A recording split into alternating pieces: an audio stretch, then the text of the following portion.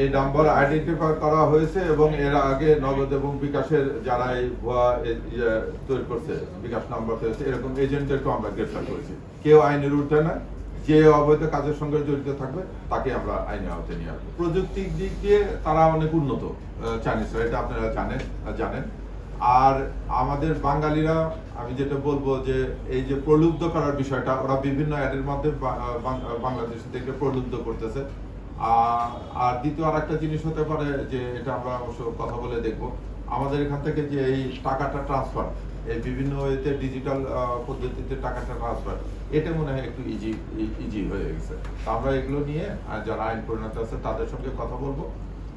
এখন যেই হোক তাকে আমরা ছাড় দিয়ে নিই। আর আপনি যেটা বললেন যে সিম কার্ডগুলো কিভাবে ইস্যু হয়, আপনি তো তখন জেনেছিলেন, তদন্তের পরবর্তীতে বলতে এই সিম কার্ডগুলো যারা সরবরাহ করেছে এরকম এজেন্ট, আমরা এগুলো পাঞ্জাবের জগতে একটি বিশ্বস্ত নাম শাবাব এথনিক ওয়্যার।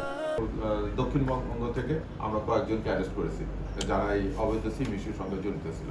এগুলো নিয়ে আমরা প্রোভাইডারদের সঙ্গে কথা বলছি যে সিম ইস্যুর ক্ষেত্রে তারা যেন তাদের সিকিউরিটি ব্যবস্থা আরো উন্নত করে, কেউ যেন ভুয়া বা ফেক আইডি দিয়ে বা ফেকভাবে কোনো সিম ইস্যু করতে না পারে।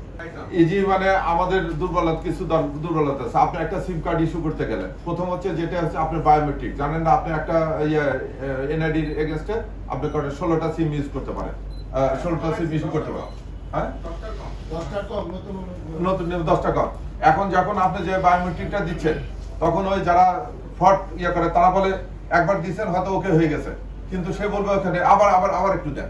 এই যে দিয়ে আপনাকে বারবার প্রেস করে নিচ্ছে, এই ততগুলো সিম আপনার নামে ইস্যু হয়ে যাচ্ছে। ইনভলভ আছে তাদেরকে তো আমি বললাম যে যারা এই কাজ করেছে তাদেরকে আমরা অ্যারেস্ট করে নিয়ে আসছি। ওই একই অবস্থা, অশিক্ষিত লোক যাচ্ছে বলতেছে হয়নি, আবার একটু দেন, আবার চাপ দিচ্ছে, সে যে কবার চাপ দিচ্ছে হয়তো তার নামে একটা সিম তোলা আছে, 7বার চাপ দিলে আরেক 7টা, সে তো 7টা সিম নিয়ে এই অবৈধ কাজগুলো করাচ্ছে। তো এটা যারা করতেছে আমরা তাদেরকেও অ্যারেস্ট করেছি এবং এই অব্যাহত থাকছে। ওরা কালকে টাকা বিক্রি করতে নিয়ে আসছিল, নিয়ে এসে যে 40,000 টাকার অল্প কিছু টাকা বিক্রি করেছে। আর আগে সে যেটা স্বীকারোক্তি বললো যে তার আগে একটা সিঙ্গেল মেশিন ছিল, এই মেশিন দিয়ে সে 3-4টা নোট নিয়ে বের হয়ে যে খুচরা করতো। ম্যাক্সিমাম টাইমে তার মোডাস অপারেন্ডাস ছিল যে একটা দোকানে যে সামান্য কিছু কিনে বলতো যে এটা একটু খুচরা করে দেন। এইভাবে সে এরকম বাল্ক অ্যামাউন্টে, মানে বড় অ্যামাউন্টে সে কোনো সময় যায়নি। পরে সে দেখছে লাভজনক, সে কথা বলে ওটা বলতেছে যে লাভে পড়ে আমি নিয়ে আসছি, প্রেস থেকে একজন কর্মচারী নিয়ে গেছি, ঈদকে সামনে রেখে দিয়ে আমি ব্যাপক পরিমাণে সাফার। এগুলো তো এমনি নর্মাল মেশিন ভাই, এগুলো নর্মাল প্রিন্টার আর কাগজ এগুলো যেগুলো নিয়ে আসছে এরা বিভিন্ন থেকে পাওয়া যায়, টেকনিক্যালের মধ্যে নিয়ে আসে পেপার। এটা আপনি খুব মাইনরিটি খেয়াল করলে টের পাবেন যে অরিজিনাল টাকার সঙ্গে এই পেপারের পার্থক্য।